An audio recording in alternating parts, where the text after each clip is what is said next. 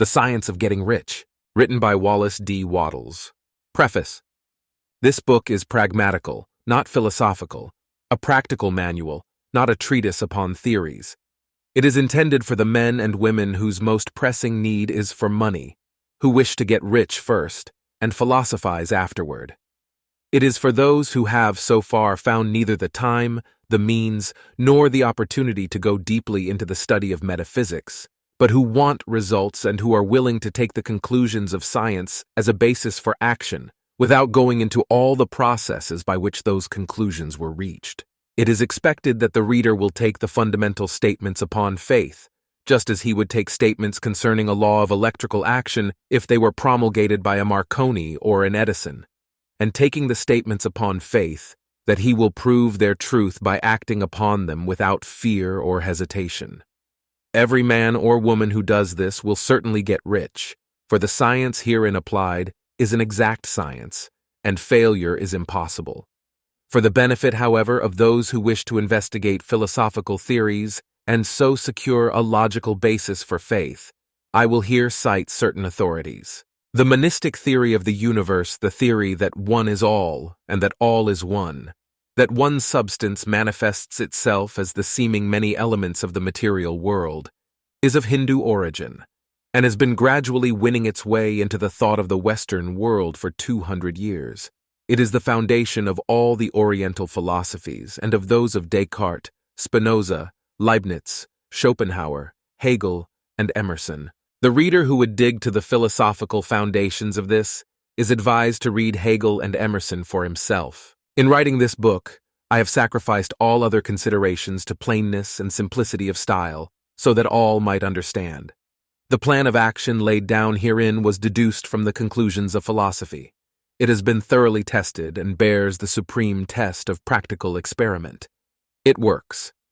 If you wish to know how the conclusions were arrived at, read the writings of the authors mentioned above, and if you wish to reap the fruits of their philosophies in actual practice, read this book and do exactly as it tells you to do.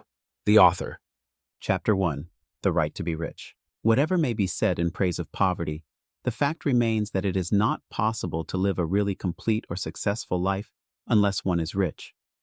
No man can rise to his greatest possible height in talent or soul development unless he has plenty of money. For to unfold the soul and to develop talent, he must have many things to use, and he cannot have these things unless he has money to buy them with. A man develops in mind, soul, and body by making use of things, and society is so organized that man must have money in order to become the possessor of things. Therefore, the basis of all advancement for man must be the science of getting rich. The object of all life is development, and everything that lives has an inalienable right to all the development it is capable of attaining. Man's right to life means his right to have the free and unrestricted use of all the things which may be necessary to his fullest mental, spiritual, and physical unfoldment, or, in other words, his right to be rich. In this book, I shall not speak of riches in a figurative way. To be really rich does not mean to be satisfied or contented with a little. No man ought to be satisfied with a little if he is capable of using and enjoying more. The purpose of nature is the advancement and unfoldment of life, and every man should have all that can contribute to the power, elegance, beauty, and richness of life. To be content with less is sinful. The man who owns all he wants for the living of all the life he is capable of living is rich, and no man who has not plenty of money can have all he wants. Life has advanced so far and become so complex that even the most ordinary man or woman requires a great amount of wealth in order to live in a manner that even approaches completeness. Every person naturally wants to become all that they are capable of becoming. This desire to realize innate possibilities is inherent in human nature. We cannot help wanting to be all that we can be. Success in life is becoming what you want to be. You can become what you want to be only by making use of things, and you can have the free use of things only as you become rich enough to buy them. To understand the science of getting rich is therefore the most essential of all knowledge.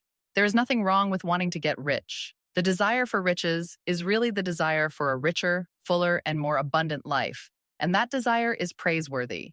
The man who does not desire to live more abundantly is abnormal, And so the man who does not desire to have money enough to buy all he wants is abnormal. There are three motives for which we live. We live for the body, we live for the mind, we live for the soul. No one of these is better or holier than the other. All are alike desirable, and no one of the three, body, mind, or soul, can live fully if either of the others is cut short of full life and expression. It is not right or noble to live only for the soul and deny mind or body, and it is wrong to live for the intellect and deny body or soul. We are all acquainted with the loathsome consequences of living for the body and denying both mind and soul, and we see that real life means the complete expression of all that man can give forth through body, mind, and soul. Whatever he can say, no man can be really happy or satisfied unless his body is living fully in every function, and unless the same is true of his mind and his soul. Wherever there is unexpressed possibility or function not performed, there is unsatisfied desire. Desire is possibility-seeking expression or function-seeking performance. Man cannot live fully in body without good food, comfortable clothing, and warm shelter, and without freedom from excessive toil. Rest and recreation are also necessary to his physical life. He cannot live fully in mind without books and time to study them, without opportunity for travel and observation, or without intellectual companionship. To live fully in mind, he must have intellectual recreations, and must surround himself with all the objects of art and beauty he is capable of using and appreciating.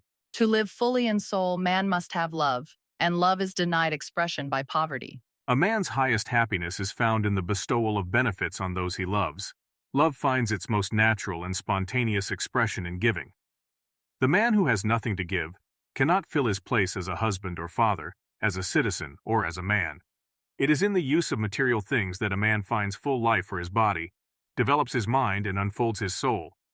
It is therefore of supreme importance to him that he should be rich. It is perfectly right that you should desire to be rich. If you are a normal man or woman, you cannot help doing so. It is perfectly right that you should give your best attention to the science of getting rich, for it is the noblest and most necessary of all studies. If you neglect this study, you are derelict in your duty to yourself, to God and humanity. For you can render to God and humanity no greater service than to make the most of yourself.